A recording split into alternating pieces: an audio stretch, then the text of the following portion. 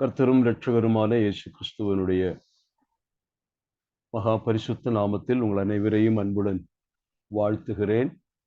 இந்த நல்ல நாளிலும் நாம் மாலை பொழுதிலே ஆண்டுடைய சமூகத்திலே கூடுவதற்கு ஒரு வாய்ப்பை கர்த்தர் கொடுத்தார். அதிகமான அலுவல்கள் இருந்திருக்கலாம், ஒருவேளை வெப்பம் இருந்திருக்கலாம், மழை இருந்திருக்கலாம். ஆனாலும் அதையெல்லாம் தாண்டி நம்முடைய வீடுகளிலே அமைதியாய் இந்த நாளில் ஆண்டுடைய சமூகத்தில் அமர்வதற்கு மறுபடியும் வாய்ப்பை தந்த ஆண்டவருக்கு நான் நன்றி செலுத்துகிறேன். உங்களோடு கூட என்னையும் இந்த ஊழியத்திலே இணைத்த கர்த்தருக்கு நான் நன்றி செலுத்துகிறேன். கடந்த முறை நாம் சிந்தித்து முடித்த அந்த தலைப்பை ஒருவேளை உங்கள் ஞாபகத்திலே வைத்திருக்கலாம் நினைக்கிறேன்.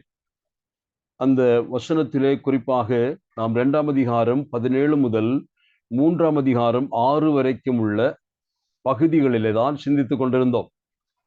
நான் ஏற்கனவே சொன்னது போல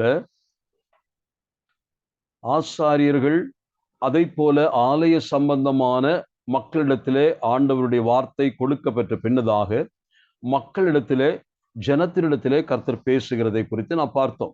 அவ்விதமாக 2ஆம் அதிகாரம் 10 முதற்கொண்டு 4ஆம் அதிகாரம் 3 வரைக்கும் உள்ள பகுதிகள் தேவன் தன்னுடைய ஜனத்தோடு பேசுகிறது நாம் சிந்தித்தோம். அந்த பேச்சை 4ஆக பிரித்தோம். 4 குறுஞ்செய்திகளாக நாம் அதை சிந்தித்துக் கொண்டிருக்கிறோம். முதல் செய்தி 2ஆம் அதிகாரம் 10 முதல் 16 வரையுள்ள வசனங்கள். அதிலே அவருடைய பாவம் என்ன என்பதை கர்த்தர் சொன்னார். The sin of family heads or treachery against their own wives என்ற நிலைமையில, அதாவது குடும்பத்திலே துரோகம், அதான் அதற்கு தலைப்பாக சொல்ல வேண்டும். சொந்த குடும்பத்திற்கு துரோகம் செய்கிற புருஷர்கள், அதை தேவன் எவ்விதமாய் அருவருக்கிறார் என்பதையும் அதற்குள்ள தீங்கான, அதாவது அதனுடைய தண்டனை என்ன என்பதை குறித்தெல்லாம் நாம் சிந்தித்து முடித்தோம். ஆகவே ஆலயத்திலிருந்து குடும்பத்திற்கு வந்த ஆண்டவர் குடும்பத்தை முதலாவது சுத்திகரிக்கிறார், அதை சீர்திருத்துகிறார், அந்த பிரச்சனைகளை தவிர்க்க விரும்புகிறார். அந்நாட்களிலே வாழ்ந்த ஜனத்தினுடைய குடும்பத்திலே நடந்த பாவம் அது துரோகம் என்று சொல்லத்தக்கதாக இருந்தது என்பதை சிந்தித்தோம். அப்படிப்பட்ட அந்த கொடும் செயல்களை கர்த்தர் எவ்விதமாய் அருவருத்தார், அதற்குள்ள தண்டனையை எப்படி அறிவித்தார் என்பதை குறித்தெல்லாம் சிந்தித்து முடித்தோம். நாம் போன முறை சிந்திக்கும் பொழுது 2ஆம் அதிகாரம் 17 முதல் 2:17 முதல் 3:6 வரைக்கும் சிந்தித்தோம். அதிலே நாம் போன முறை சிந்தித்த அந்த காரியம், அவர்களுடைய பாவம், நான் சொன்னேன், sin of evil conversation or talk against a righteous judge என்று சொல்லியிருந்தேன். அதிலே என்ன பாவம், அவர்களுடைய கேள்வி என்ன என்பதை நாம் சிந்தித்தோம். 8ஆம் வசனம் தான் அதற்கு நாம் அடிப்படையாக பார்த்தோம். அதாவது 2:17, 3:16, 6 வரைக்கும் வசனங்களிலே அவருடைய பாவம் என்ன என்று பார்த்தால், நான் 17ஆம் வசனத்திலே மன்னிக்கவும் 17ஆம் வசனத்தில் என்ன வாசித்தோம்? உங்கள் வார்த்தைகளினாலே கர்த்தரை வருத்தப்படுத்துகிறீர்கள், உங்கள் வார்த்தையினாலே கர்த்தரை வருத்தப்படுத்துகிறீர்கள். Ye have wearied the Lord with your words. வார்த்தையினாலே கர்த்தரை வருத்துகிற ஒரு ஜனத்தை குறித்து பார்க்கிறோம். அவர்கள் என்ன சொல்லி கர்த்தரை வருத்தினார்கள்? ஆனாலும் எதினால் அவரை வருத்தப்படுத்துகிறோம் என்கிறீர்கள். பொல்லாப்பை செய்கிறவன் எவனும் கர்த்தரின் பார்வைக்கு நல்லவன் என்றும் அப்படிப்பட்டவர்கள் பேரில் அவர் பிரியமாயிருக்கிறார். எவ்வளவு கொடிய ஒரு குற்றச்சாட்டு, தேவன் மேல் வைக்கிற குற்றச்சாட்டு. அந்த மக்கள் தேவனை புரிந்து கொண்ட விதமோ அல்லது வேண்டுமென்றோ டெலிபரேட்டாக தேவனை குற்றம் சாட்டுகிறார்களோ நமக்கு தெரியல. ஆனால் கடைசியாக ஒரு சொன்ன வார்த்தை, நியாயம் தீர்க்கிற தேவன் இல்ல. எல்லா இடத்திலையும் கொடுமை பார்க்கிறோம், பாவங்கள் பார்க்கிறோம், தவறுகள் நடக்கிறது. ஆனால் தேவன் பாவத்தை பார்த்து சும்மா இருக்கிறார். அவருக்கு என்னமோ பாவத்திலே தான் சந்தோஷமோ, அவர் அந்த கொடுமையிலே மகிழ்ச்சியாயிருக்கிறாரோ என்று சொல்லி அவரை கிண்டல் அடிக்கிறது போல பேசினார்கள். கடைசி சொன்னார், நியாயம் தீர்க்கிற தேவன் எங்கே? இந்த கேள்விக்கு தான் போன முறை நாம் சிந்தித்தோம். நியாயம் தீர்க்கிற தேவன் உண்டா இல்லையா என்பதை பார்க்கத்தான் போகிறீர்கள். தேவனுடைய 2 விதமான நியாய தீர்ப்பை குறித்தும் சிந்தித்தோம். தேவனிடத்திலே திரும்பி வருகிற மக்களை தேவன் அந்த சவுக்காரத்தினாலும் வண்ணானுடைய சவுக்காரத்தினாலும் அதை போல புடமுடுகிற அக்கினியினாலும் அவர் சுத்திகரிக்கிறதை குறித்து நாம் சிந்தித்தோம். அந்த சுத்திகரிப்பு எதற்கானது? சுத்திகரிப்பிற்கானது. அதைத்தான் புதிய ஏற்பாட்டின் பாஷையை சொல்ல வேண்டுமானால் சாஸ்டைஸ்மென்ட், தன்னுடைய பிள்ளைகளுக்கு தேவன் கொடுக்கக்கூடிய தண்டனை, பாலர் சிக்ஷை என்பதை குறித்து நாம் அதை சிந்தித்தோம். ஆனால் அவ்விதமான தேவனுடைய தண்டனையை அவமதித்து தொடர்ந்துள்ள வாழ்க்கையிலும் தேவனை அவமதித்து நியாயம் தீர்க்கிற தேவன் எங்கே என்று கேள்வி கேட்டுக்கொண்டே இருந்தால் நிச்சயமாக உங்களை சுட்டெரிக்கும் நாள் வருகிறது. அது சுத்திகரிப்பின் நாள் அல்ல, சுட்டெரிக்கும் நாள் என்று சொல்லி இருந்தேன். தேவனுடைய பிள்ளைகளாகி நாமும் நியாயாதிபதியை சந்திக்கும் நாள் நெருங்குகிறதை உணர வேண்டும். நியாயாதிபதி வாசலில் இருக்கிறதாக நாம் வாசிக்கிறோம். ஆகவே நாமும் கூட ஒரு நாள் நம்முடைய ஆண்டவரை சந்திக்க வேண்டும். மகிமைக்கு உயர்த்தப்படுகிற அந்த நேரத்தில் கூட தேவ சமூகத்தில் சேர்க்கப்படுவதற்கு முன்னதாக நம்முடைய ஆண்டவர் கிறிஸ்துவின் கிருபாஸ் நியாயாசனத்திற்கு முன்பாக எல்லாரும் வரிசை கிரமமாக நிற்க வேண்டும் என்று நாம் பார்க்கிறோம். அங்கே நாம் செய்த கிரியைகளுக்கு நாம் தக்க பலன் அடையும்படியாக என்று வாசிக்கிறோம். அப்படியானால் அந்த இடத்திலும் விசுவாசிகளுக்கு ஒரு நியாய தீர்ப்பு காத்திருக்கிறது. நம்முடைய உள் இந்திரியங்களை ஆராய்ந்திருக்கிற ஆண்டவருக்கு நாம் சொல்லித்தான் நம்மளை பற்றி தெரிய வேண்டும் என்றில்லை. நம்முடைய வாழ்க்கையினுடைய சகல எல்லா விதமான டீட்டெயில்ஸும் அவர் ஒவ்வொரு நாளும் பார்த்து கொண்டுதான் இருக்கிறார். அவருக்கு மறதி இல்லை. ஒருபுறம் மனப்பூர்வமாய் அவர் மறந்தால் மறக்க முடியுமே தவிர அவரால் எதையும் மறக்க முடியாது. அவ்விதமாய் நம்முடைய வாழ்க்கையை உன்னிப்பாய் பார்க்கிற கர்த்தருடைய சமூகத்திலே நாமும் நிற்க வேண்டும். ஆமோசின் புத்தகத்திலே நாம் தியானித்த பொழுது அங்கு சொல்லுகிற வசனம் உங்களுக்கு ஞாபகம் இருக்கலாம். உங்கள் தேவனாகிய கர்த்தரை சந்திக்க ஆயத்தப்படுங்கள். நம்முடைய ஆண்டவரை சந்திக்க நாம் ஆயத்தப்படுகிறோம். ஆனால் அவர் முதலாவது நம்மையும் நியாயம் தீர்க்கக்கூடிய நியாய விசா செய்யக்கூடிய கர்த்தராகத்தான் வருகிறார். அதற்கு அப்புறமாகத்தான் மணவாளனாக நம்மை அவர் கூட்டி கொண்டு போவார். சரி, இப்பொழுது நாம் சிந்தித்த அந்த 2 பாகங்களிலே கடைசியாக அந்த பிரசங்கத்தின் முடிவில் வருகிற அந்த 6ஆம் வசனத்தை மட்டும் வாசித்து அதோடு இணையான சில வசனங்களை உங்கள் மனதிலே நான் கொண்டு வர விரும்புகிறேன்.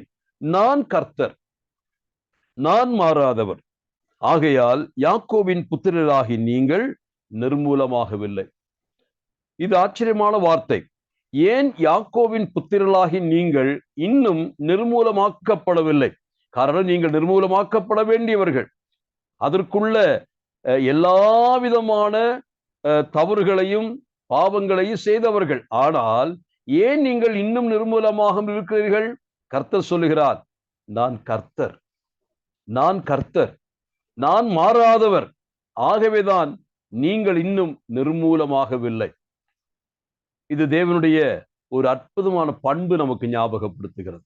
நான் கர்த்தர், அவரே அதை நான் யெகோவா, நான் உடன்படிக்கையின் தேவன், நான் சனாதனமானவர், நான் சாஸ்வதமானவர், நான் உடன்படிக்கையின் தேவனாயிருக்கிறேன், உடன்படிக்கையை காக்கிற தேவனாயிருக்கிறேன், நான் மாறாதவர்.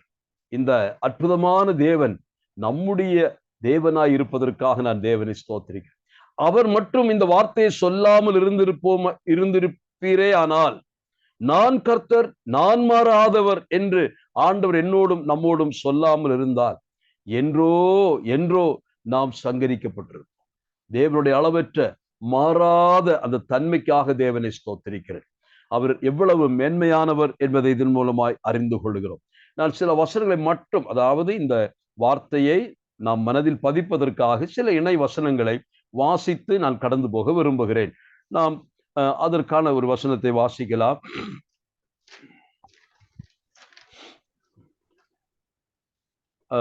முதலாவதாக எண்ணாகமம் 23:19. எல்லாரும் தெரிந்த வசனம்தான், நான் அதை மறுக்கவில்லை. ஆனாலும் நாம் அதை வாசித்து பார்ப்போம். எண்ணாகமம் 23:19. நான் கர்த்தர், நான் மாறாதவர். பொய் சொல்ல தேவன் ஒரு மனிதன் அல்ல, மனம் மாற அவர் ஒரு மனபுத்திரனும் அல்ல. அவர் சொல்லியும் செய்யாதிருப்பாரோ, அவர் வசனித்தும் நிறைவேற்றாதிருப்பாரா? முதலாவதாக தேவனுடைய சொற்களின் மாறாத்தன்மையை நாம் இங்கே பார்க்கிறோம். பொய் சொல்ல ஒரு மனுஷன் அல்ல, மனம் மாற அவர் மனுபுத்திரனும் அல்ல. அவர் சொல்லியும் செய்யாதிருப்பாரோ, வசனித்தும் நிறைவேற்றாமல் போவாரோ? தேவனை நம்பலாம், தேவனை நம்பலாம்.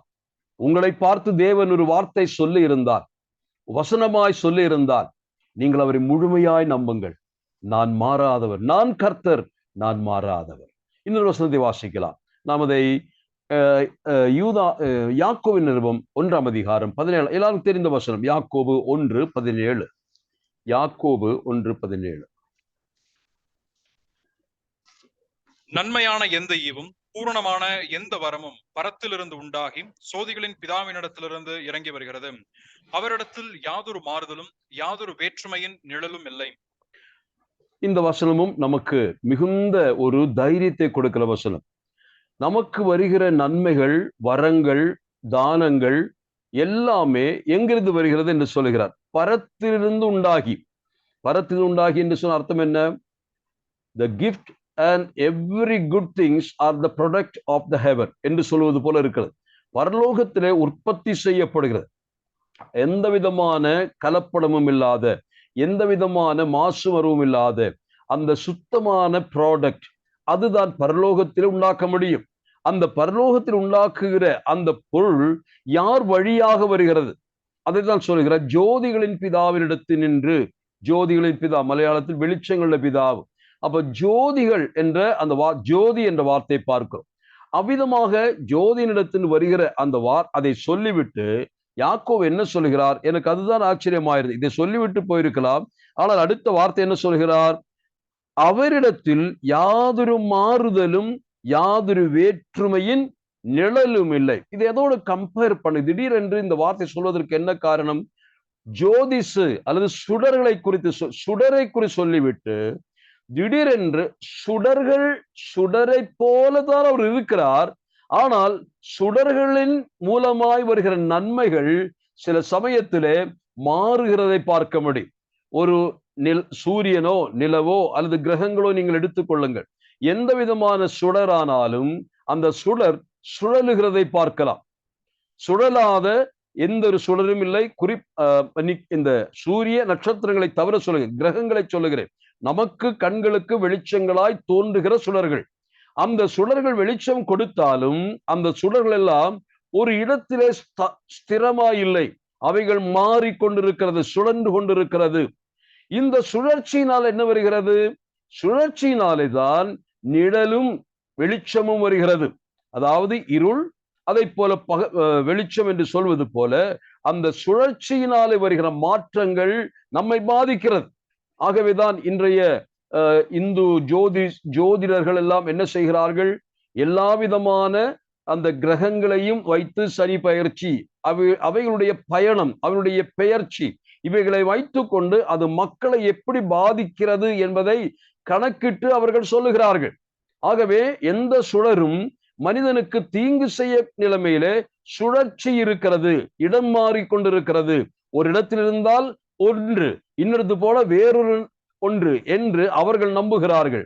ஆனால் இங்கே யாக்கோபு சொல்லும் பொழுது, நமக்கு நன்மை செய்கிற தேவன், அவர் ஜோதிஷாய் சுடராய் அவர் வெளிச்சமாய் இருந்த போதிலும் கூட மற்ற சுடர்களைப் போல இல்ல, அவர் மாறாத ஸ்திரமாக எல்லா நாளும் நன்மையைத்தான் வழங்குவார். அவர் எப்பொழுதுமே பூர்ணமான வரங்களைத்தான் தருவார். ஒருபோதும் சுழற்சியினால் வருகிற ஜோதிஷுகள் அல்லது சுடர்களுடைய அந்த மாறும் தன்மை, சில நிழல் வருகிறது, இருள் வருகிறது, வெளிச்சம் வருகிறது, அப்படி மாறாது. அப்ப நான் சொல்ல வந்தது, நான் கர்த்தர், நான் மாறாதவர். தேவனுடைய நன்மைகள் நாம் பெற்றுக்கொள்ளும் பொழுது நாம் அதை பெற்றுக்கொள்வதற்கு காரணம் அவர் மாறாதவர். நான் கர்த்தர், நான் மாறாது. ஒரு வசனத்தை கூட வாசித்து நான் இந்த பகுதியை விட விரும்புகிறேன். 2 எல்லாருக்கும் தெரிந்த வசனம் தான். 2 தீமோத்தேயு 2ஆம் அதிகாரம் 12-13 வசனங்கள். 2 தீமோத்தேயு 2:12-13 வசனங்கள். அவரோட கூட பாடுகளை சகித்தோமானால் அவரோட கூட ஆளுகையும் செய்வோம். நாம் அவரை மறுதலித்தால் அவரும் நம்மை மறுதலிப்பார். நாம் உண்மை இல்லாதவர்களாய் இருந்தாலும் அவர் உண்மை உள்ளவராய் இருக்கிறார். அவர் தம்மை தாம் மறுதலிக்க மாட்டார். இந்த 13ஆம் வசனம் நாம் அடிக்கடி நம்முடைய ஜெபங்களிலும் செய்திகளிலும் சாட்சிகளிலும் சொல்லுகிற வார்த்தை. என்ன சொல்லப்படுகிறது? நாம் உண்மை இல்லாதவர்களாயிருந்தாலும், கடந்த 1 வருஷ காலம் நான் உண்மையில்லாதவனாயிருந்தேன். ஆகவே கர்த்தர் என்ன செய்தார்? உண்மையுள்ளவராய் இருந்ததினாலே எனக்கு நன்மை செய்தார் என்று நாம் அடிக்கடி சொல்லுகிறோம். அதாவது நாம் என்னதான் உண்மை இல்லாமல் இருந்தாலும் சரி, கர்த்தர் எப்படி இருப்பாரா? உண்மையுள்ளவராயிருப்பார். இது அநேகருக்கு ஒரு ஆறுதலான வார்த்தை. உண்மை இல்லாமல் இருப்பதற்கு ஒரு ஆறுதலை கொடுக்கிற வார்த்தை. நான் எப்படி இருந்தாலும் பரவாயில்லை, நான் உண்மை இல்லாமல் இருந்தாலும் கர்த்தர் உண்மையுள்ளவர் தானே என்று சொல்லுகிறதை பார்க்க முடியும். ஆனால் அந்த வசனத்துடைய கருத்தே அது அல்ல. மேலே இருக்கிற வசனத்தோடு இணைத்து வாசிக்கணும். அப்போ வாசிக்கும் என்ன புரிந்து கொள்கிறது? நான் வாசிக்கிற அந்த சாரி அந்த 12, 13 வசனங்களை மறுபடியுமாக 12 வசனம் மட்டும் படிங்க. 2:12. அவரோட கூட பாடுகளை சகித்தோமானால் அவரோட கூட ஆளுகையும் செய்வோம். நாம் அவரை மறுதலித்தால் அவரும் நம்மை மறுதலிப்பார். இது என்ன உண்மை? இங்கே கீழே முதல் நினைத்தது என்ன? நாம் அவரை மறுதலித்தாலும் அவர் என்ன செய்ய மாட்டாரு? அவர் நம்மை மறுதலிக்க மாட்டார்னு நினைச்சுக்கிட்டு இருக்கோம். அவரோடு கூட நாம் பாடுபட்டால் அவரோடு கூட ஆளுவோம். இது சரி. தேவன் உண்மையுடன் இருப்பதனாலே தான் என்ன செய்கிறார்? அவரோடு கூட பாடுபடுகிறதுனாலே அவரோடு கூட ஆளுகை செய்வதற்கு அவர் அனுமதிக்கிறார். அது எதை காட்டுகிறது? God is faithful. அதை போல தேவன் இன்னொரு விஷயம் உண்மையா இருக்கிறார். அது என்ன உண்மை என்று கேட்டால், நான் வாசித்த வசனத்திலே 12 நாம் அவரை மறுதலித்தால் அவர் நம்மை மறுதலிக்க மாட்டார், உண்மையுள்ளவராயிருக்கிறார் என்று யாரும் நினைக்க வேண்டும். நாம் அவரை மறுதலித்தால் அவரும் நம்மை மறுதலிப்பார். அவர் உண்மையுள்ளவராயிருக்கிறதுனால. அங்கே அந்த வசனம் என்ன சொல்லி கடைசி அந்த பகுதி வரும் பொழுது, தன்னைத்தான் மறுதலிக்க தேவனாலே முடி. God cannot deny himself.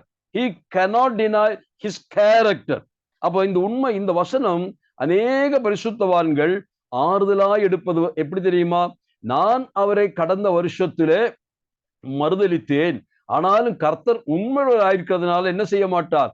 மறுதலிக்க மாட்டார்னு அல்ல, அவர் உண்மையுள்ளவராயிருப்பதனாலே, அவருடைய சுபாவத்தை மாற்ற முடியாததினாலே அவர் உன்னையும் மறுதலிப்பார். அப்ப இந்த உண்மையுள்ள வார்த்தை, இந்த வார்த்தை எப்போதுமே நாம் சொல்லும் பொழுது தப்பாக எடுக்கக்கூடாது என்பதற்காக இதை வாசித்து காண்பு. கர்த்தர் உண்மையுள்ளவர் தான். ஆனால் கர்த்தர் உண்மை எப்பொழுதுமே நீங்க என்ன செய்தாலும் அதற்கு மாறுத்திரமாக ஒன்று செய்ய மாட்டார். நீங்க என்ன உண்மையற்று போனாலும் கர்த்தர் உண்மையுள்ளவராயிருப்பதனாலே அவர் நம்மை மறுக்க மாட்டார், நம்மை மறுதலிக்க மாட்டார், நமக்கு கஷ்டங்களை கொடுக்க மாட்டார் என்று நினைக்க வேண்டாம். அவர் உண்மையில இருப்பதனாலே நீங்கள் எதை விதைக்கிறீர்களோ அதை அறுப்பீர்கள். அப்போ தேவனுடைய உண்மைதான் அதுவும் என்று நாம் அறிந்து கொள்ள வேண்டும். சரி, நான் அந்த பகுதியை விடுகிறேன். நான் கர்த்தர், நான் மாறாதவர். இந்த வார்த்தையை மனதில் பதித்து, ஆகவேதான் யாக்கோபே, யாக்கோபின் சந்ததியே, நீ அழியாமல் நிர்மூலமாகாமல் இருக்கிறாய். கர்த்தருடைய பிள்ளைகளே, இந்த வார்த்தையினுடைய மனதில் ஆழமாய் பதித்துக்கொள். இன்றைக்கு நாம் நிர்மூலமாகாமல் இருப்பதற்கு ஒரே காரணம் நம்முடைய கர்த்தர். அவர் மாறாதவராய் இருக்கிறார். என்ன காரணம்? அவருடைய சுத்திகரிப்புக்கு இந்த இஸ்ரவேல் மக்கள் தங்களை ஒப்பு கொடுத்ததினாலே அவர்களை சுத்திகரித்தார். இல்லையேல் அவர்கள் நிர்மூலமாக்கப்பட்டிருப்பார்கள். ஆகவே நிர்மூலமாகாதபடிக்கு அவர்களை சுத்திகரித்து அவர்களை மறுபடியுமாக ரீஇன்ஸ்டேட் பண்ணுகிற உண்மையை குறித்துதான் கர்த்தர் சொல்லுகிறார். ஆகவே நாம் அந்த பகுதியை விடுவோம். 3வது செய்திக்கு வேகமாய் கடந்து போகிறேன். இன்றைக்கு நேரத்திலேயே நான் முடிக்க வேண்டும், காரணம் சில விஷயங்கள் இருக்கிறதுனால். 3வது செய்திக்கு கடந்து போகலாம். 3வது செய்தி மல்கியா புத்தகம் 3ஆம் அதிகாரம் 7 முதல் 12 வரைக்கும் வசனங்களை வாசிப்போம். மல்கியான் புத்தகம் 3ஆம் அதிகாரம் 7 முதல் 12 வரையும் உள்ள வசனங்கள். நீங்கள் உங்கள் பிதாக்களின் நாட்கள் தொடங்கி என் கட்டளைகளை கைக்கொள்ளாமல் அவைகளை விட்டு போனீர்கள். என்னிடத்திற்கு திரும்புங்கள், அப்பொழுது உங்களிடத்திற்கு திரும்புவேன் என்று சேனைகளின் கர்த்தர் சொல்லுகிறார். நாங்கள் எந்த விஷயத்தில் திரும்ப வேண்டும் என்கிறீர்கள்? மனுஷன் தேவனை வஞ்சிக்கலாமா? நீங்களோ என்னை வஞ்சிக்கிறீர்கள். எதிலே உம்மை வஞ்சித்தோம் என்கிறீர்கள்? தசம பாகத்திலும் காணிக்கைகளிலும் தானே. நீங்கள் சபிக்கப்பட்டவர்கள், ஜனத்தாராகிய நீங்கள் எல்லாரும் என்னை வஞ்சித்தீர்கள். என் ஆலயத்தில் ஆகாரம் உண்டாயிருக்கும்படி தசம பாகங்களை எல்லாம் பண்டக சாலையில் கொண்டு வாருங்கள். அப்பொழுது நான் வானத்தின் பலகணிகளை திறந்து இடம் கொள்ளாமற் போகும் மட்டும் உங்கள் மேல் ஆசீர்வாதத்தை வருஷிக்க மாட்டேனோ என்று அதனால் என்னை சோதித்து பாருங்கள் என்று சேனைகளின் கர்த்தர் சொல்லுகிறார். பூமியின் கனியை பட்சித்து போடுகிறவைகளை உங்கள் நிமித்தம் கண்டிப்பேன். அவைகள் உங்கள் நிலத்தின் பலனை அழிப்பதில்லை. வெளியிலுள்ள திராட்சை கொடி பழமில்லாமற் போவதும் இல்லை என்று சேனைகளின் கர்த்தர் சொல்கிறார். அப்பொழுது எல்லா ஜாதிகளும் உங்களை பாக்கியவான்கள் என்பார்கள். தேசம் விரும்பப்படத்தக்கதாயிருக்கும் என்று சேனைகளின் கர்த்தர் சொல்லுகிறார். மூன்றாவது செய்தி. இந்த செய்தியினுடைய மொத்தமான பிழிச்சாறு என்ன? எதை கர்த்தர் அவர்களுக்கு விரோதமாய் பேசுகிறார் என்று கேட்டால், the sin of robbing God. தேவனை கொள்ளையடிக்கிற பாவம், அல்லது cheating God in the tithe என்று சொல்லலாம். தசம பாகத்திலே தேவனை வஞ்சிக்கிறவர்கள். இதுதான் அந்த மூன்றாவது தேவனது ஜனத்தை குறித்து சொல்லுகிற. இந்த ஜனம் எப்படிப்பட்ட ஜனம் என்று நீங்களே யோசித்து பாருங்கள். சொந்த குடும்பத்தில் தன்னுடைய மனைவிக்கு துரோகம் பண்ணுகிற ஒரு கும்பல். இரண்டாவது நாம் பார்த்த பொழுது அந்த இடத்திலே நியாயம் தீர்க்கிற தேவன் எங்கே என்று தேவனை சவால் விட்டு கேட்கிறவர்கள். துணிச்சலாக தேவனுக்கு விரோதமாக கம்யூனிகேஷன் அல்லது கான்வர்சேஷன் பண்ணுகிறவர்கள். தேவன் அதற்கு தக்க பதிலை கொடுத்தார். நீங்கள் விளையாட்டு தனமாக நினைக்க வேண்டாம். நீங்கள் சொல்லுகிற வார்த்தைகளை என் காதிலே கேட்கிறேன். நான் பாவத்தின் மேல் பிரியமாயிருக்கிறேனா? பாவம் செய்கிறவனை நான் நேசித்து அவனை ஆதரிக்கிறேனா? இந்த கேள்வி ஆண்டவர் கேட்ட பொழுது, நான் நிச்சயமாய் நியாயம் தீர்க்க வருவேன் என்று சொல்லிவிட்டார். நியாய தீர்ப்பை குறித்தும் எச்சரித்து மூன்றாவது செய்தியாக வருகிறது. இப்பொழுது இங்கே மறுபடியும் ஒரு ஆலயத்தினுடைய பிரச்சனையை கர்த்தர் பேச துவங்குகிறார். அந்த பிரச்சனை என்ன என்பதை நான் சொன்னேன். அந்த பிரச்சனையிலே முக்கியமாக ஆண்டுடைய துக்கம் 8ஆம் வசனத்திலே நாம் வாசித்தோம். 8ஆம் வசனத்திலே விதமாய் வாசிக்கிறோம். மனுஷன் தேவனை வஞ்சிக்கலாமா? நீங்களோ என்னை வஞ்சிக்கிறீர்கள். எதிலே உம்மை வஞ்சித்தோம் என்கிறீர்கள்? தசம பாகத்திலும் காணிக்கைகளிலும் தானே. பாருங்கள், இதெல்லாம் எப்படி அந்த நாட்களிலே கர்த்தர் சொன்னார் எனக்கு தெரியல. சொந்த ஜனம் எந்த விதமான சக்தியும் இல்லாமல் அடிமைகளாயிருந்து பூண்டோடு எகிப்தின் மண்ணிலே சமாதியாக வேண்டிய ஒரு கூட்டம் மக்கள். தேவன் அவர்களை எவ்வளவு அற்புதமாக வழிநடத்தி பாலும் தேனும் ஓடுகிற தேசத்திலே பிறருடைய ஆசீர்வாதங்களை எல்லாம் இவர்கள் பெற்றுக்கொள்ளத்தக்கதாக அவர்கள் பாடுபட்டார்கள். விருட்சங்களை நாட்டினார்கள், திராட்சை செடிகளை வைத்தார்கள், வீட்டை கட்டினார்கள், துறவுகளை தோண்டினார்கள். எத்தனை காரியங்கள் அந்த அந்நிய மக்கள் செய்தார்கள். ஆனால் அதையெல்லாம் வைத்து அனுபவிக்கிற காலம் வந்த பொழுது, இதோ கர்த்தருடைய ஜனம் என்று சொல்லுகிற யாக்கோவின் மக்கள் வருகிறார்கள். தேவன் என்ன செய்தார்? அவர்கள் கட்டி எழுப்பினதும் நட்டு வளர்த்தினதுமான அனைத்தையும் அனுபவி என்று சொல்லி இந்த மக்களுக்கு கொடுத்தார். இவர்களை எப்படியெல்லாம் ஆண்டவர் போஷித்தார். இப்படி இருக்கிற இந்த ஜனம் கர்த்தருக்கு கொடுக்கிற விஷயம் வந்த பொழுது அவருடைய மனநிலையை பாருங்க. கர்த்தர் துக்கப்படும். நான் குடும்பத்தை சொல்லும் பொழுது ஒரு வார்த்தை சொன்னேன், துரோகம் என்று சொன்னேன், ட்ரெச்சரி. ஆனா இங்க சொல்கிற வார்த்தை வஞ்சனை, deception. Can God's people deceive God himself? தேவனுடைய ஜனம் தேவனை வஞ்சிக்க முடியுமா? அதுதான் கேள்வி. மனுஷன் தேவனை வஞ்சிக்கலாமா? இது எங்க கேள்விப்பட்டிருக்கீங்க? கேன் மேன் ராப் காட் என்றுதான் ஆங்கிலத்தில் போடப்பட்டிருக்கு. அப்போ இந்த விஷயத்தை சொல்லும் பொழுது தசம பாகத்தை குறித்துள்ள கர்த்தருடைய கருத்து என்ன, கர்த்தர் அதை குறித்து என்ன சொல்ல போகிறார், அதை இன்றைக்கு நாம் பார்க்க போகிறோம். தசம பாகம் அது கொடாவிட்டால் கொடிய பாவமா என்று இன்றைக்கு அநேகர் கேட்கிறார்கள்.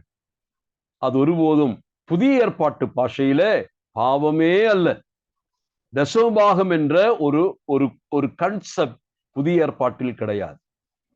பழைய ஏற்பாட்டில் மட்டும்தான் தசமபாகம் 10 என்ற அந்த கருத்து கன்செப்ட் இருக்கிறதை நாம் பார்க்க முடியும்.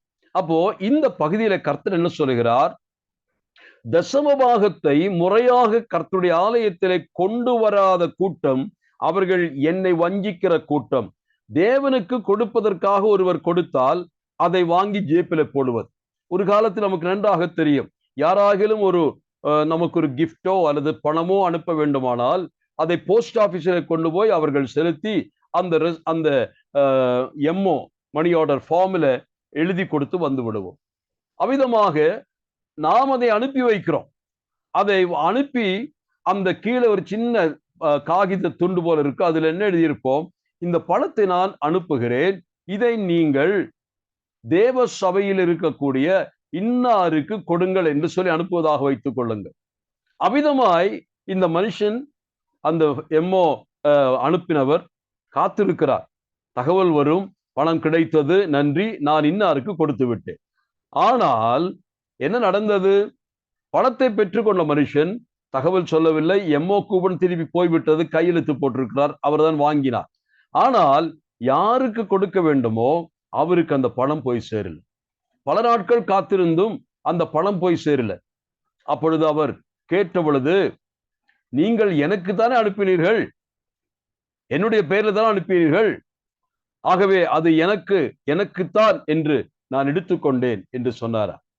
விசுவாசிதான், ஆனா பின்னால் அதை திருத்திக் கொண்டார். ஆனால் நான் சொல்ல வந்து, இதுதான் தேவன் நம்முடைய கைகளிலே இன்னாருக்கு கொடுக்க வேண்டும் என்று கொடுப்பதை நாமே சொந்த செலவுக்கு பயன்படுத்தினால் அது யாரை வஞ்சிப்பது? தேவனை வஞ்சிப்பது. இதுதான் இந்த ஒரு சுருக்கமாக சொல்ல வேண்டுமால் நான் அறிந்து கொள்கிறேன். ஆகவே முதலாவதாக இந்த ஜனத்தினுடைய பாவம் என்ன? அதனுடைய பாவத்தை உணர்த்துகிறார். முதலாவது அந்த பாவத்தை ஆழமாக உணர்த்து. நீங்கள் வாசித்த வசனத்திலே நீங்கள் சபிக்கப்படும் சொல்லும் பொழுதே அதற்கு முந்தி பாவத்தை சொல்லுகிறார்.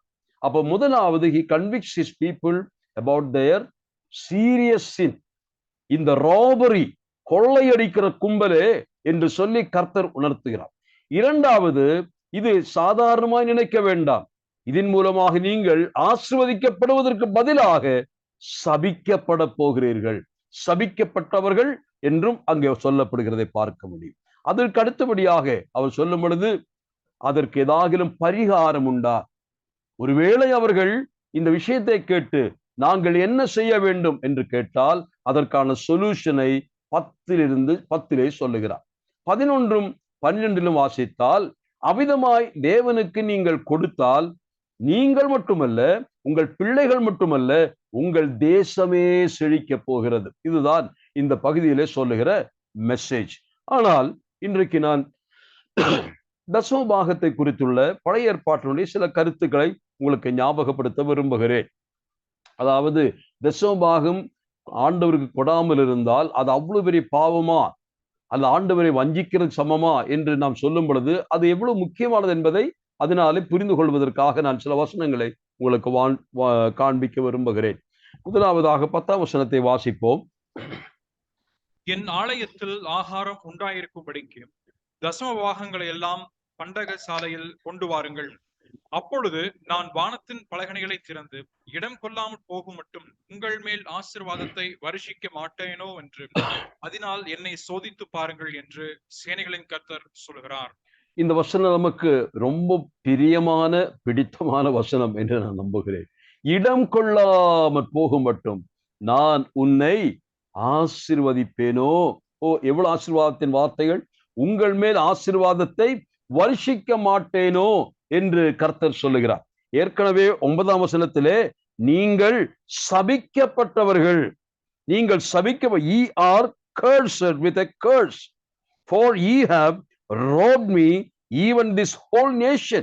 இதுதான் குற்றச்சாட்டு, சபிக்கப்பட்டவர்கள். ஆனால் இப்பொழுது கர்த்தர் என்ன சொல்லுகிறார்? சபிக்கப்பட்டவர்களே, நீங்கள் ஆசீர்வதிக்கப்பட வேண்டுமானால் நான் ஒரு மருந்தை சொல்லுகிறேன், ஒரு சொல்யூஷனை சொல்லுகிறேன், பரிகாரத்தை சொல்றேன். கர்த்தர் சொன்ன வார்த்தை தான், என் ஆலயத்தில் ஆகாரம் உண்டாயிருப்பதற்காக. நான் இதை வாசித்த பொழுது நான் இப்படி சிந்தித்தேன், எதற்காக தேவன் தசம பாகத்தை கேட்டார்? பழைய ஏற்பாட்டு மக்களிடத்தில் தேவன் தசம பாகத்தை கேட்டது எதற்காக என்று சொன்னால் அதற்கு விளக்கு இங்கே வரும். அவருடைய ஆலயத்திலே ஆகாரம் இருக்கணும். எதற்காக தேவனுடைய ஆலயத்தில் ஆகாரம்? ஆண்டவர் வந்து 3 வேளை சாப்பிட்டு போவதற்கா? ஆண்டவருக்கு ஆகாரம் கொடுப்பதற்காகவா? தேவனுடைய ஆலயத்திலே ஆகார குறைவு ஏற்படக்கூடாது. இந்த ஆகாரம் யாருக்காக கொடுக்கப்படுகிற ஆகாரம்? தேவன் உண்டு மகிழ்கிற ஆகாரம் அல்ல. தேவனுக்காக தேவாலயத்தில் பணிவிடை செய்கிற ஆசாரியர்களுக்காக கொடுக்கப்படுகிற உணவு அது. ஆகவே தேவனுடைய ஆலயத்திலே பணிவிடை செய்கிற ஆசாரியர்கள் இந்த கூட்டத்தை குறித்து முன்னால் சொல்லிவிட்டார். அவர்கள் என்ன செய்து கொண்டிருந்தார்கள் என்பதை நாம் பார்த்தோம். ஆனால் அப்படி தேவனுடைய ஆலயத்திலே துரோகம் செய்து கொண்டிருந்த ஆசாரிகளை குறித்து ஆண்டவருக்கு இருக்கக்கூடிய அக்கறையை இங்கே நாம் பார்க்கிறோம். தேவனுடைய வீட்டிலே ஆகாரம் வேண்டும். இந்த ஆகாரம் யாருக்காக? ஆசாரிகளுக்காக. நான் அதை இந்த வசனத்தின் மூலமாய் பின்னால் விளக்கப் போகிறேன். அப்ப முதலாவதாக தேவனுடைய ஆலயத்திலே ஆகாரம் உண்டாயிருப்பதற்காக தசமபாகத்தை கொண்டு வர சொல்லுகிறார் ஆண்டவர். இந்த முதலாக இந்த தசமபாகத்தை குறித்து கர்த்தர் சொல்லுகிற சில பாகங்களை, சில வசனங்களை வாசித்து நாம் பார்க்கலாம். நான் என்னோடு கூட சில வசனங்களை வேகமாய் வாசிக்க வேண்டும். லேவியராகமம் 27ஆம் அதிகாரம் 30-32 வசனங்கள். லேவியராகமம், லெவிட்டிகஸ் 27. தேசத்திலே நிலத்தின் வித்திலும் விருட்சங்களின் கனியிலும் தசமபாகம் எல்லாம் கர்த்தருக்கு உரியது. அது கர்த்தருக்கு பரிசுத்தமானது. ஒருவன் தன் தசமபாகத்தில் எவ்வளவாவது மீட்டுக் கொள்ள மனதா இருந்தானால் அதனுடன் 1/5 பங்கை கூட்டிக் கொடுக்க கடவன். கோலின் கீழ்ப்பட்ட ஆடு மாடுகளில் 10 ஒரு பங்காகிறதாகிலும் கர்த்தருக்கு பரிசுத்தமானது. பாருங்கள், முதலாவது 30ஆம் வசனத்திலே தேசத்தின் நிலத்தின் வித்திலும் விருட்சங்களின் கனியிலும் தசமபாகம் என்று சொன்னால் அர்த்தம் என்ன? விளைச்சலிலே தசமபாகம்.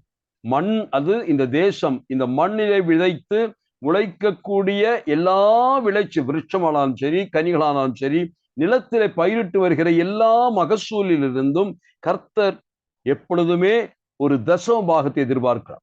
100%, அதில் 10%. 100 விளைச்சல் இருந்தால் 10 இனி ஆண்டுடைய ஆலயத்திற்கு கொண்டு வர வேண்டும் என்று சொல்லுகிறார். அது அடுத்து 30 வாசிக்கும் பொழுது, கோலின் கீழ்ப்பட்ட ஆடு மாடுகளிலே 10 பங்காகிறதெல்லாம் கர்த்தருக்கு பரிசுத்தம். அப்போ லைவ் ஸ்டாக், வீட்டில் இருக்கக்கூடிய ஆடு மாடுகள். அக்காலங்களிலே தேவன் இஸ்ரவேல் மக்களை ஆசீர்வாதத்தினுடைய அறிகுறி என்னவென்றால் 2 தான். ஒன்று, நிலத்திலே விளையும் பயிர், விளைச்சல். 2, ஆடு மாடுகளுடைய பெருக்கம். இது 2 தான் அவருடைய செல்வத்தினுடைய அல்லது அளவுகோல் என்று சொல்வார்கள். அப்ப தேவன் ஜனத்தை ஆசீர்வதிக்கும் பொழுது அவருடைய நிலத்தை ஆசீர்வதிக்கிறார், அவருடைய ஜீவராசிகளை ஆசீர்வதிக்கிறார். இந்த ஆசீர்வாதத்தை கர்த்தர் ஆசீர்வதித்த பின்னதாக, கொடுத்த பின்னதாக திரும்பி ஒரு 10% கேட்கிறார். இதுதான் அக்காலத்தில் இருந்தது. இனி நாம் தொடர்ந்து இந்த விஷயத்தை எவ்விதமாய் கர்த்தர் அதை இன்னும் அதிகமாக விளக்கி கொண்டு வருகிறார் பாருங்கள். எண்ணாகம புத்தகத்துக்கு வாருங்கள், 18ஆம் அதிகாரம். எண்ணாகமம் 18:21 முதலாவது வாசிப்போம். Numbers chapter 18. இதோ லேவியின் புத்திரர் ஆசரிப்பு கூடாரத்தின் பணிவிடையை செய்கிற அவர்களுடைய வேலைக்காக இஸ்ரவேலுக்குள்ளவை எல்லாவற்றிலும் தசமபாகத்தை அவர்களுக்கு சுதந்திரமாக கொடுத்தேன். 28. இப்படியே நீங்கள் இஸ்ரவேல் புத்திரர் கையில் வாங்கும் தசமபாகமாகிய உங்கள் பங்குகளில் எல்லாம் நீங்களும் கர்த்தருக்கு என்று ஒரு படைப்பை ஏறெடுத்து படைத்து அந்த படைப்பை ஆசாரியனாகிய ஆரோனுக்கு கொடுக்க வேண்டும். அடுத்ததாக தொடர்ந்து 31 கூட வாசிக்கலாம். அதை நீங்களும் உங்கள் குடும்பத்தாரும் எவ்விடத்திலும் புசிக்கலாம். அது உங்கள் ஆசரிப்பு கூடாரத்திலே செய்யும் பணிவிடைக்கு ஈடான உங்கள் சம்பளம். பாருங்கள், இந்த இடத்துல வாசித்த 18:21 நான் வாசித்த பொழுது அங்கே ஆண்டவர் சொல்லுகிற வார்த்தையை கவனிங்கள். இதோ லேவியின் புத்திரர் ஆசரிப்பு கூடாரத்தின் பணிவிடையை செய்கிற அவர்களுடைய வேலைக்காக உள்ளவை எல்லாவற்றிலும் தசமபாகத்தை அவர்களுக்கு சுதந்திரமாக கொடுத்தேன். அப்ப தசமபாகத்தினுடைய நோக்கம் இங்கே சொல்லப்படுகிறது. யாருக்கு இது கொடுக்கப்படுகிறது? தேவனுக்கு தான் செலுத்துகிறார்கள். ஆனால் ஆசரிப்பு கூடாரத்தில் ஆண்டவருக்கு பணிவிடை செய்கிற லேவியர்கள், அவர்களுக்கு நிலன் புலன் கிடையாது, ஆடு மாடுகள் கிடையாது. ஆகவே அவர்களுடைய போஷாக்குள்ள அவர்கள் போஷிக்கப்படுவதற்காக தேவன் ஜனத்தாரிடத்திலே கொண்டு வாருங்கள் என்று சொல்லுகிறார். கர்த்தருக்கு ஊழியம் செய்கிற, கர்த்தருடைய ஆலயத்தில் பணிவிடை செய்கிற மக்களை குறித்துள்ள ஆண்டவருடைய அந்த கரிசனையை பாருங்கள். கர்த்தருக்காக கொண்டு வாங்க என்று சொல்லி கர்த்தர் என்ன செய்கிறார்? அது அந்த ஜனத்திற்கு, தேவ ஊழியர்களுக்கு, அந்த லேவியர்களுக்கு கொடுப்பதை குறித்து நாம் பார்த்தோம். அதுதான் தொடர்ந்துள்ள 28 வாசிக்கப்படுது. இதை வாங்கின லேவியனும் என்ன செய்யணும்? ஆசாரியனாகிய ஆரோனுக்கு கொடுக்கணுமா, தலைமை குருவுக்கு அதை கொடுக்கும்படியாய் சொல்லுகிறார். அப்படியானால் தேவன் கொடுத்ததிலிருந்து தேவனுக்கு கொடுப்பது என்று சொன்னால் தசமபாகத்தின் நோக்கம் அது தேவனுடைய ஊழியர்களுடைய அன்றாட தேவைகள் சந்திக்கப்படுவதற்காக என்று தெளிவாக வருகிறது. அதனுடைய 31 நாம் வாசித்த பொழுது, அதை நீங்களும் உங்கள் குடும்பத்தாரும் எவ்விடத்திலும் புசிக்கலாம், அது நீங்கள் ஆசரிப்பு கூடாரத்தில் செய்யும் பணிவிடைக்கு ஈடான உங்கள் சம்பளம் என்று சொல்லுகிறார்.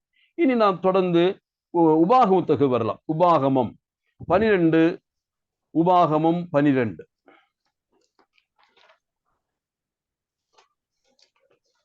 அதனுடைய 7ஆம் வசனம். 12:7. அங்கே உங்கள் தேவனாகிய கர்த்தருடைய சந்நிதியிலே புசித்து நீங்கள் கையிட்டு செய்ததும் உங்கள் தேவனாகிய கர்த்தர் உங்களை ஆசீர்வதித்ததுமான யாவுக்காகவும் நீங்களும் உங்கள் குடும்பத்தாரும் சந்தோஷப்படுவீர்களாக.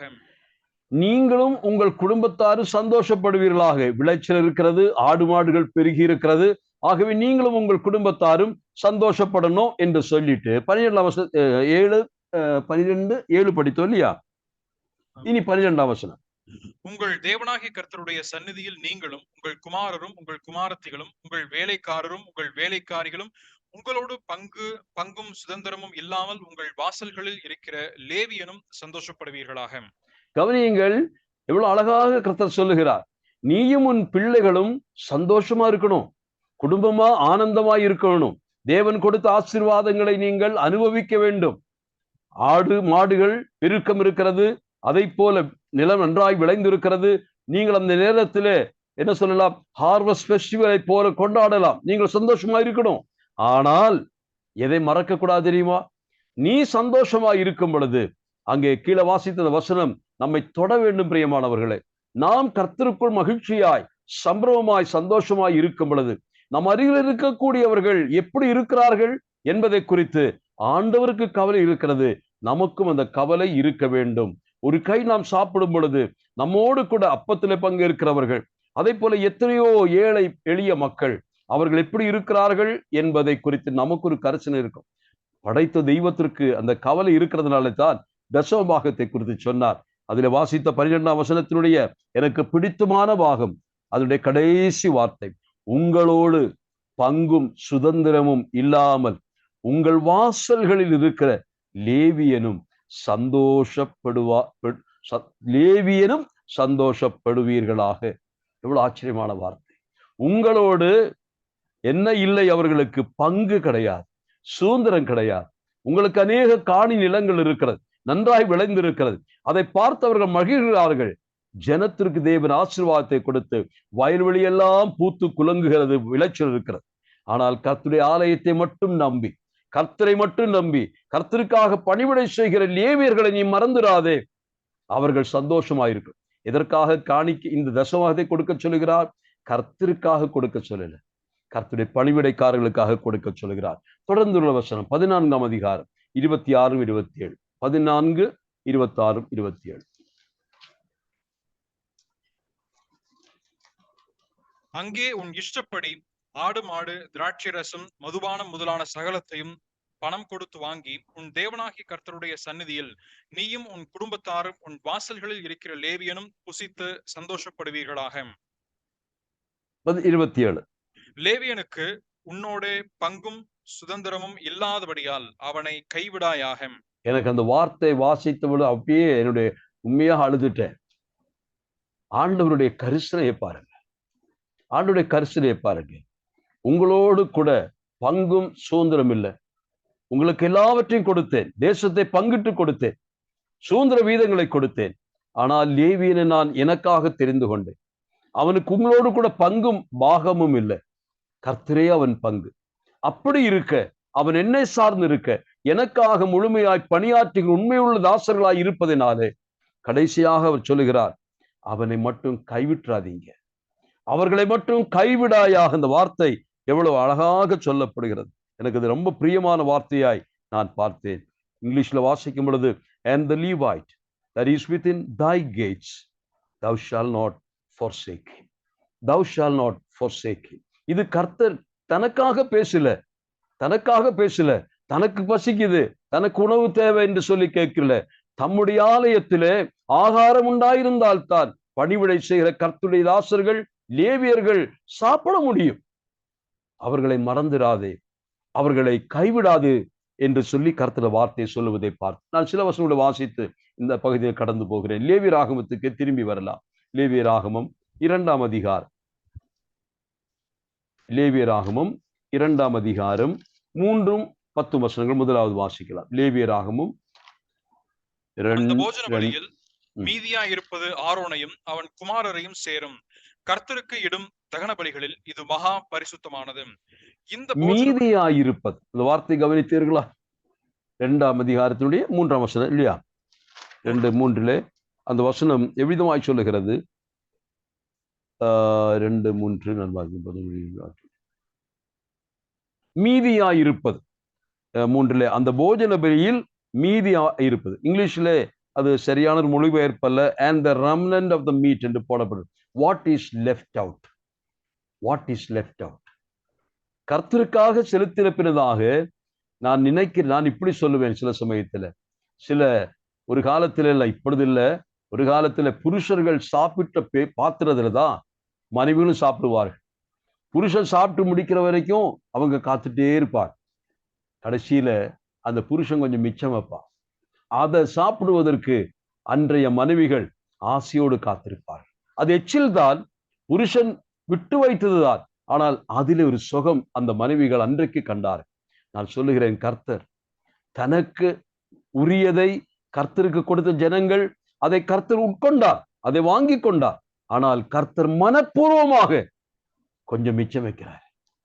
கர்த்தரே தனக்கு கிடைத்ததை மிச்சம் வைக்கிறார். எதற்காக தெரியுமா? ஆரோனும் அவன் பிள்ளைகளும் போஷிக்கப்பட வேண்டும். தொடர்ந்து சில வசனங்களை கூட வாசிக்கலாம். அதே 10 வாசிப்போம். 10. இந்த போஜன பலியில் மீதியானது ஆரோனையும் அவன் குமாரரையும் சேரும். கர்த்தருக்கு இடும் தகன பலிகளில் இது மகா பரிசுத்தமானது.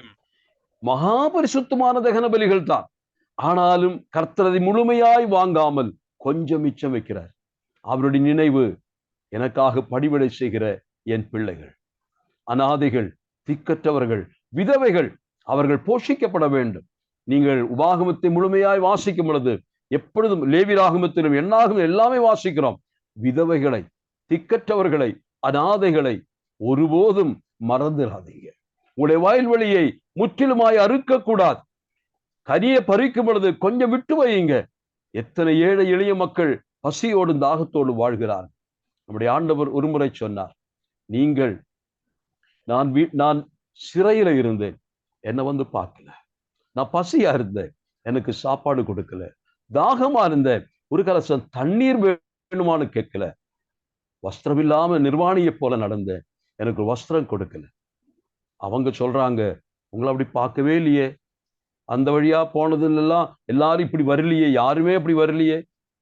கர்த்தர் சொன்னார், என்னுடைய இந்த சகோதரராகிய சிறியவர்களுக்கு எதை செய்யாதிருந்தீர்களோ அது எனக்கு தான் நீங்க செய்யல.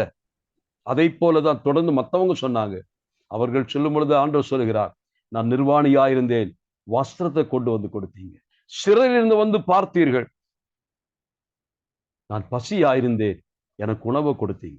அவங்களும் சொல்றாங்க, அப்படின்னு நாங்க பார்க்கலையே, அப்படின்னு நாங்க செய்யலையே. அதே வார்த்தை தான் அவங்களும் சொல்றாங்க. ஆனால் கர்த்தர் சொன்னார், இந்த என் சகோதராகிய சிறுவர்களில் ஒருவனுக்கு நீங்கள் எதை செய்தீர்களோ அது எனக்கே செய்தீர்கள். கர்த்தருடைய பிள்ளைகளே, நாம் ஆண்டவருக்கு கொடுக்கும் பொழுது, நாம் கர்த்தருக்கு கொடுக்கும் பொழுது, அதை கர்த்தர் என்ன செய்கிறார் தெரியுமா? அதை நம்மிடத்துல கேட்டு வாங்குவதே கர்த்தருடைய ஊழியத்தை, கர்த்தருடைய பணிவிடைகளை, கர்த்தரை நம்பி முழுமையாய் தங்களை பிரித்து அங்கும் இங்குமாய் சிதறி அலைந்து அந்நிய நாடுகளுக்கு சென்று, வனாந்தரங்களுக்கு சென்று, காடுகளுக்கும் குகைகளுக்கும் சென்று கர்த்தருக்காக படியாற்றுகிற ஒரு கூட்டம் மக்கள் இன்றும் இருக்கிறார். அவர்களை மிஷனரிகள் நாம் அழைக்கிறோம். அப்படிப்பட்டவர்களுக்கு நாம் என்ன செய்கிறோம்? கர்த்தர் நம்மிடத்துல பிச்சை கேட்பது போல கேட்டு அவர்களுக்கு அனுப்பி வைக்கிறார். இதான் நான் இன்றைக்கு படித்த பொழுது நான் கற்ற பாடமாய் இருக்கு. 5:13 சில வசனம் மட்டும் வாசிக்கலாம். 5:13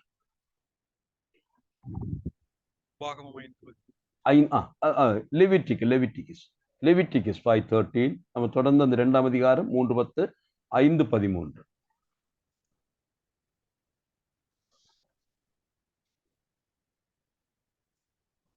இவ்விதமாக மேற்சொல்லிய காரியங்களில் ஒன்றில் அவன் செய்த பாவத்திற்காக ஆசாரியன் பாவ நிவர்த்தி செய்ய கடவன், அப்பொழுது அது அவனுக்கு மன்னிக்கப்படும். மீதியானது 5 போஜன பலியை போல ஆசாரியனை சேரும் என்றார். பாத்துங்க, எதை சொன்னாலும் அது ஆசாரியனை சேரும், மீதியாயிருப்பது அது ஆசாரியனுக்கு. இவ்விதமாய் கருத்து. அதே போல 6ஆம் அதிகாரம் கூட வாசிக்கலாம், 16, 17, 3 வசனம் வாசிக்கலாம். அதில் மீதியானதை ஆரோனும் அவன் குமாரரும் புசிப்பார்களாக. அது புளிப்பில்லா அப்பத்துடன் பரிசுத்த ஸ்தலத்தில் புசிக்கப்பட கடவுது. ஆசரிப்பு கூடாரத்தின் பிராகாரத்தில் அதை புசிக்க வேண்டும். அதை புளித்த மாவுள்ளதாக பாகம் பண்ண வேண்டாம். அது எனக்கு இடப்படும் தகனங்களில் நான் அவர்களுக்கு கொடுத்த அவர்களுடைய பங்கு. அது பாவ நிவாரண பலியை போலும் குற்றி நிவாரண பலியை போலும் மகா பரிசுத்தமானது. ஆரோனின் பிள்ளைகளில் ஆண் மக்கள் யாவரும் அதை புசிப்பார்களாக. கர்த்தருக்கு இடப்படும் தகன பலிகளில் அது உங்கள் தலைமுறை தோறும் நித்திய கட்டளையாய் இருக்க கடவுது.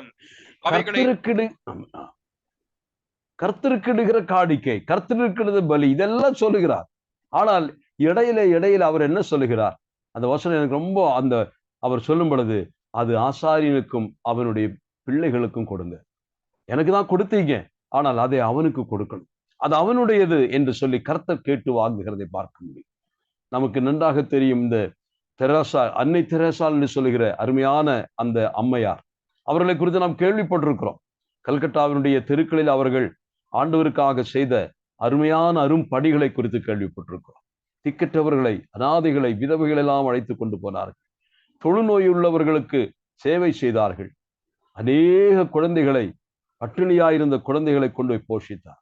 அந்த தாய் பலமுறை அவர்கள் சொல்லும் பொழுது அவருடைய வாழ்க்கையில அநேகரிடத்துல கையேந்தி நின்றார்கள். ஒரு பிச்சைக்காரியை போல, வெளிநாட்டில் வந்த ஐஸ்வர்ய சம்பன்னராகிய அல்ல ஐஸ்வர்யம் நிறைந்த அந்த சகோதரி, அந்த அம்மையார், அந்த அன்னை ஒரு பிச்சைக்காரியை போல இந்தியாவுடைய கல்கட்டாவின் தெருக்களிலே பிச்சை எடுத்துக் கொண்டிருந்தார். இதற்காக என்று கேட்டால் நமக்கு நன்றாக தெரியும், அவர்களுக்காக எடுக்கல. அவர்களை நம்பி இருக்கக்கூடிய ஏழை எளிய மக்கள், நோய்வாய்ப்பட்ட மக்கள், குஷ்டரோகிகள், திக்கற்றவர்கள், கைவிடப்பட்டவர்கள், அவர்களை போஷிப்பதற்காக அன்னை தெரேசா கையேந்தி நின்றார். நான் இதை போல அதை இன்றைக்கு நான் நினைத்த பொழுது, நம்முடைய ஆண்டவர் கூட சில சமயங்களில் தன்னுடைய ஜனத்தை போஷிப்பதற்காக அல்லது தன்னுடைய ஊழியர்களை போஷிப்பதற்காக அவர் சில சமயத்தில் நம்மிடத்திலே கையேந்தி நிற்கிறார். இதற்காக தெரியுமா? ஒரு பிச்சைக்காரனை போல சில சமயத்தில் கொண்டு வாங்க என்று சொல்வது அவர் ஏதோ வாங்கி சாப்பிடுவதற்காக அல்ல, தம்மை நம்பி இருக்கிற ஜனத்தை போஷிக்க, தன்னுடைய பிள்ளைகளை போஷிக்க. ஒரு எலியா நமக்கு நன்றாக தெரியும். அந்த எலியாவை குறித்து நாம் அதிகமாய் படித்திருக்கிறோம். அந்த எலியா அவன் தேவ சமூகத்தில் வந்து நின்று பின்னதாக ஆகாவுக்கு முன் நின்றான். அங்கே இருந்து கர்த்தர் சொல்லுகிறார், நீ புறப்பட்டு போய் நீயே ஒளித்துக்கொள் என்று சொல்லுகிறார். கர்த்தருடைய வார்த்தையை நம்பி அந்த மனுஷன் புறப்பட்டு போகிறார். எங்கே போய் ஒளிப்பது? அதையும் சொல்லி கொடுத்தார். அங்குதான் ஒழிக்க வேண்டும் என்று கர்த்தர் சொல்லி இருந்தார். அந்த இடத்திற்கே போய் தங்கி இருந்தார். கர்த்தர் அனுப்பிவிட்டு அந்த எளிய மனுஷனை அல்லது அந்த தேவதாசனை மறந்தாரா? போக சொன்னவர் அவர், ஒழிக்க சொன்னவர் அவர், இடத்தை சொன்னவர் அவர். ஆனால் அனுப்பி வைத்து எத்தனை நாள் கழித்து உணவு கொடுத்தார்?